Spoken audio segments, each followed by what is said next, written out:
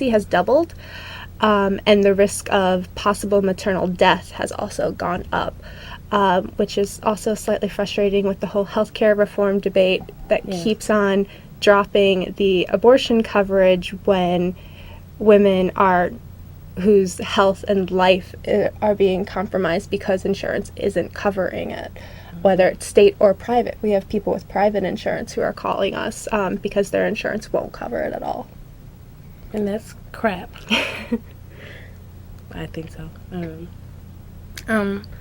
How do women get in touch with CAF? Well, we're generally open once a week. Right now it's usually Mondays. We're open 1 to 2 hours a week. It depends on exactly how much money we have that week and how quickly it goes. I'm pretty much the only person who picks up, so they'll get a hold of me. We'll do a quick interview to see if they qualify for our services. They have to be in their second trimester. They have to prove financial need, and they have to be going to a clinic that we work with or that is willing to work with us if we haven't worked with them before. And then we go through a 5 to 10 minute interview depending on what's going on in their circumstances, and then we send an approval fax to the clinic, and then they bill us after the procedure is completed. We also do a follow-up call a few weeks after the procedure's done, just to check in on them and make sure everything's going okay. And we also send a post-abortion package the day or two after we get the call. Some of it has just general abortion information. A lot of it's just general women's health. Okay. I want to talk more about just like the follow-up and even after, because I remember receiving my package and all the information I received. I didn't know a lot of things, didn't know anything about reproductive justice or our health, or that everything was at risk now. So I just wanted to talk a little bit about that, because I know that there's what you do, and then there's a leadership group, so let's just talk a little bit more about that. Okay. I'll start with the package, because that's usually the first thing that women get before our phone call. The package, it has some standard information, just things to watch for in case your procedure has complications.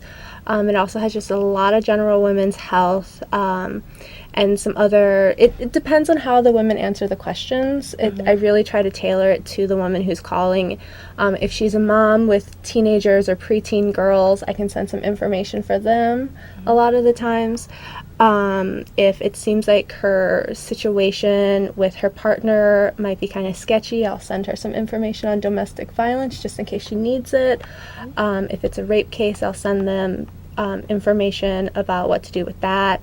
If it's a minor, we do have information about what services you're legally allowed to get as a minor in Illinois, so I'll send them that.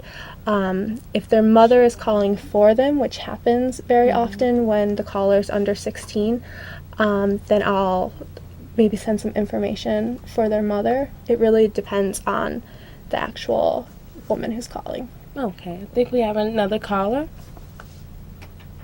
Go ahead, caller. Hey, thanks for taking my call. I just wanted to ask, what are some of the most common questions that that women come to you guys with when they come to the abortion fund? Thank you. You can answer that now, because I have like client services.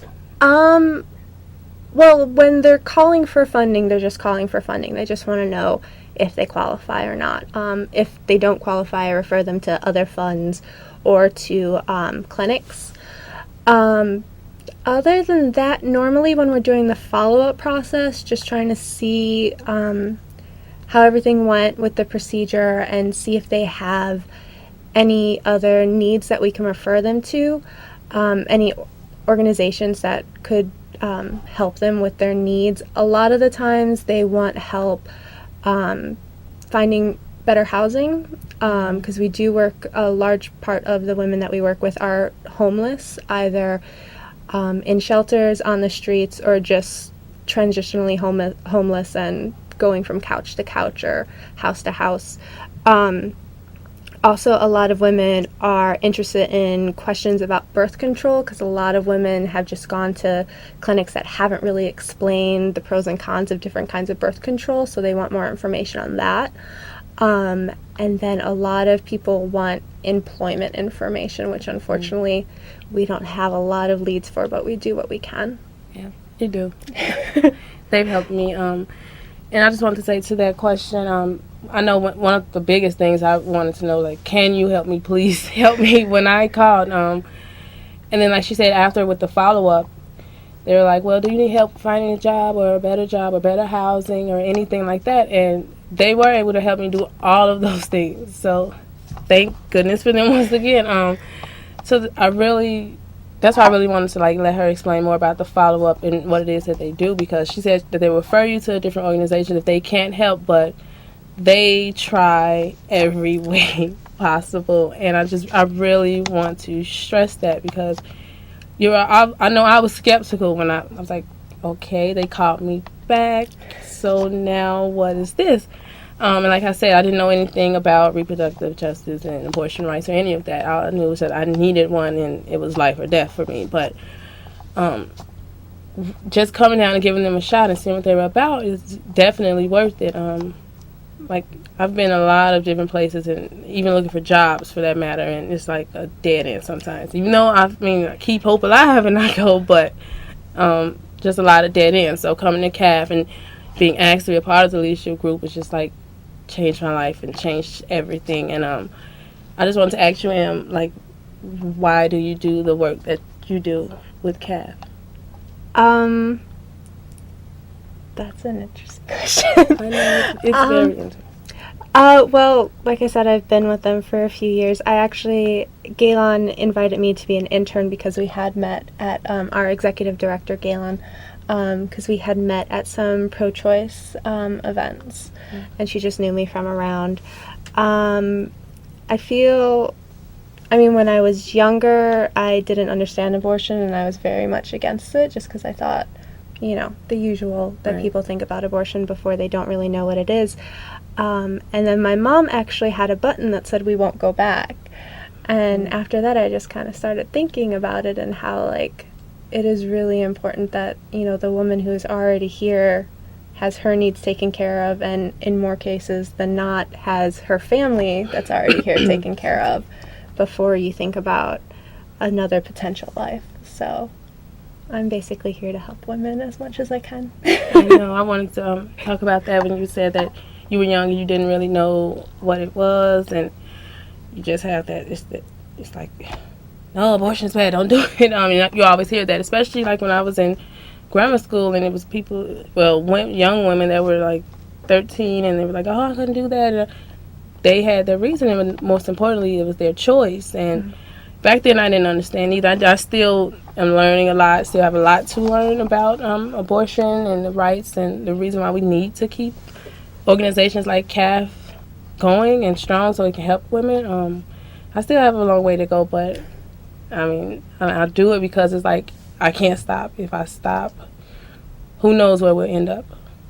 Meaning, where us women, low-income women, marginalized women, where will we end up? We already have everything just about stripped from us, or they're like in the process of doing that, or don't even want to help us at all. And those are all just basic human rights. So it's like I have to do this, and that's why I do it. And I'm a mother, and if the day ever comes for them, I want them to know whatever you choose to do, I'll support you. So that's why I do it. Right now we're going to go back to our information so you know how to get in contact with us. And also, in addition to MySpace, we're on Facebook, we're on YouTube. The show will actually be put on YouTube. And we also have a blog, which is ChicagoAbortionFund.com. ChicagoAbortionFund.blogspot.com. Check us out.